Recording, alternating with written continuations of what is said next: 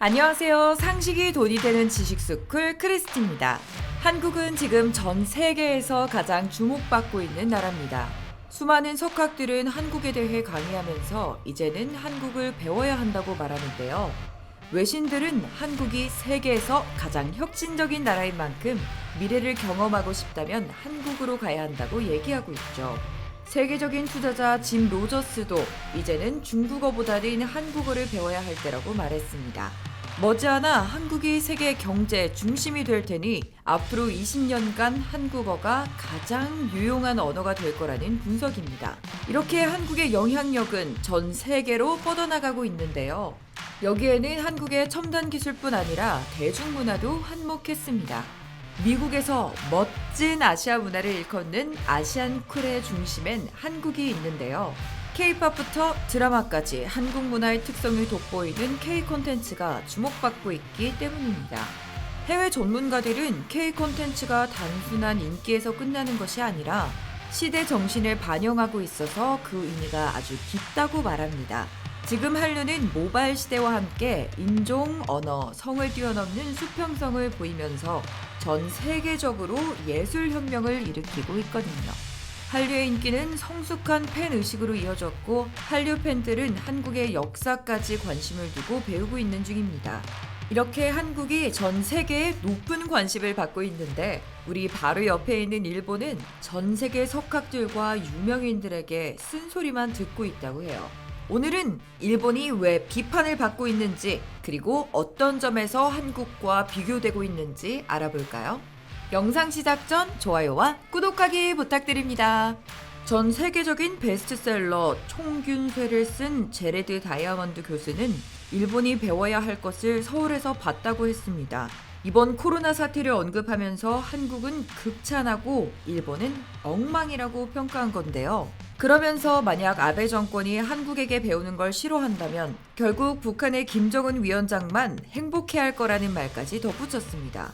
세계 3대 투자자 짐 로저스는 코로나 사태가 일어나기 전부터 일본이 망해가고 있다는 발언을 했는데요. 일본은 지금 4명 중 1명이 노인일 정도로 노인 대국이지만 출생자 수는 한 해 90만 명을 밑돌 정도로 적죠.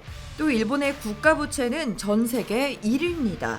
한 해 국가 예산의 10배가 넘는 1110조 엔이 부채일 정도로 아주 심각한 상황인데 일본 국민들은 이걸 문제 삼지도 않습니다. 그래서 짐 로저스는 일본의 가장 큰 문제로 국민들의 폐쇄성을 꼽습니다.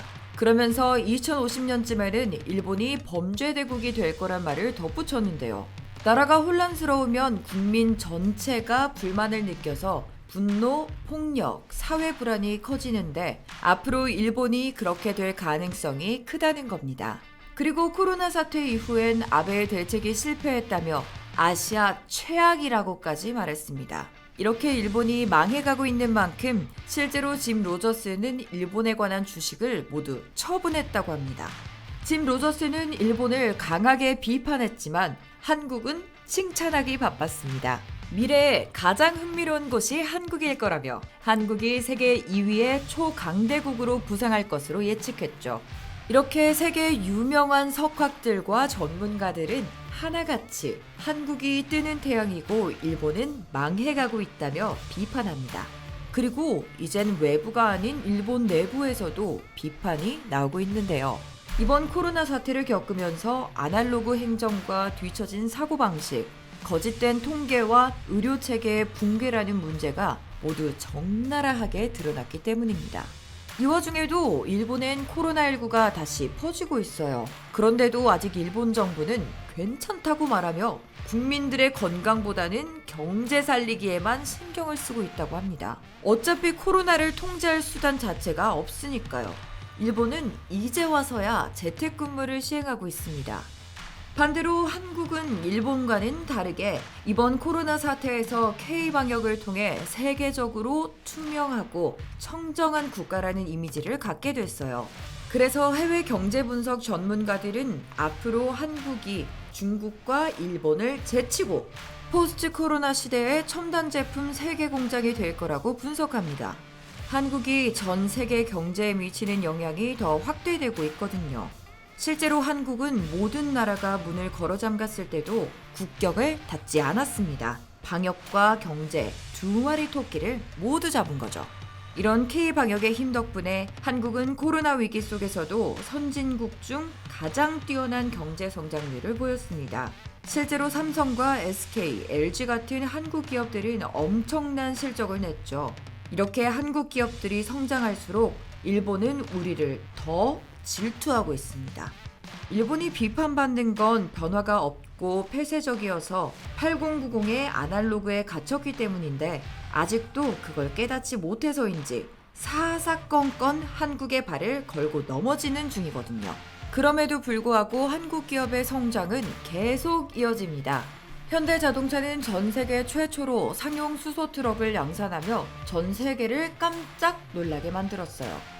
대부분 미국 기업인 니콜라가 먼저 상용 수소 트럭을 만들지 않을까라고 생각했는데 현대차가 먼저 치고 나가면서 글로벌 시장을 선점했거든요. 예전에 시범용이나 전시용 수소 트럭을 만든 기업들도 있지만 일반 고객들에게 판매되는 상용 수소 트럭은 현대차가 처음입니다. 현대차가 수소 트럭에 집중한 데는 다 이유가 있습니다. 트럭은 일반 배터리를 사용하는 전기차보다 수소를 활용하는 게 더 가성비가 좋아요. 전기차는 주행거리와 적재 중량을 늘리면 비싼 배터리의 용량도 함께 늘려야 돼서 그만큼 충전 시간이 길어지는데요. 수소 전기차는 수소를 전기로 변환하기만 하면 돼서 충전 시간이 전기차보다 짧습니다. 그리고 트럭이나 버스는 대부분 정해진 노선을 반복해서 운행하기 때문에 화물 상하차 지역이나 차고지에 수소 충전소를 만들면 인프라 문제도 쉽게 해결할 수 있습니다. 이 현대차의 첫 수출지는 유럽인데요. 유럽은 경유차 판매 금지 정책이 추진되고 있어서 친환경차 도입이 아주 시급한 상황입니다. 현대차는 유럽 시장의 수소 트럭의 안착을 위해 현지 수소 모빌리티 협회와 협력을 맺으면서 스위스 현지의 수소 생태계도 만들었습니다. 이렇게 수소 경쟁력이 높은 현대차는 앞으로 유럽 시장을 선점하게 될 것입니다.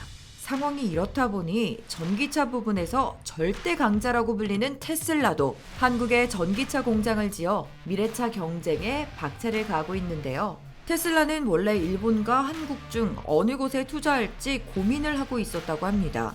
테슬라가 최종적으로 한국을 택한 이유는 어느 나라도 따라올 수 없는 초격차 배터리 기술이 있고 앞으로 크게 성장할 시장이 한국이기 때문입니다. 이제 한국의 기업들은 일본 따위는 신경 쓰지 않아도 될 만큼 성장했습니다. 하지만 일본은 갈수록 더 치졸하게 한국을 견제하고 있어요. 점점 강해지는 한국을 어떻게든 방해하려는 거죠. 아베 정부는 WTO에서 부당한 수출 규제에 대해서도 모순된 주장만 펼치고 있습니다. 하지만 이제는 일본 내에서도 한국에게 수출 규제를 하는 건 명분과 신뢰 없는 짓이라는 비판을 받는 상황입니다. 이제 한국은 일본과 다른 길을 가겠다고 선언했습니다. 최근 한국은 글로벌 소재, 부품, 장비 산업의 글로벌 밸류체인의 허브로 떠오르면서 소부장 산업을 더욱 키워나가고 있는데요. 앞으로는 한국이 기초산업부터 첨단 산업까지 가능한 세계 공장이 돼 세계 경제의 중심에 설 수 있게 되지 않을까요? 그러니까 일본이 뒤에서 한국에 대한 속 좁은 견제를 계속하더라도 우리는 우리의 갈 길을 가면서 정신 못 차리는 일본에게 아주 단호히 대응할 수 있도록 국력을 쌓아야겠죠? 여러분은 일본의 치졸한 방해 공작 어떻게 생각하시나요? 이와 관련된 여러분의 다양한 의견 댓글로 남겨주시면 감사하겠습니다. 혹시 주식하시나요? 미래자동차 산업 관련 급등 종목이 알고 싶으시다면 오른쪽 버튼을 클릭해주세요. 안녕! 이상스쿨 주식을 모르면 이상스쿨 주식 모르니 이상스쿨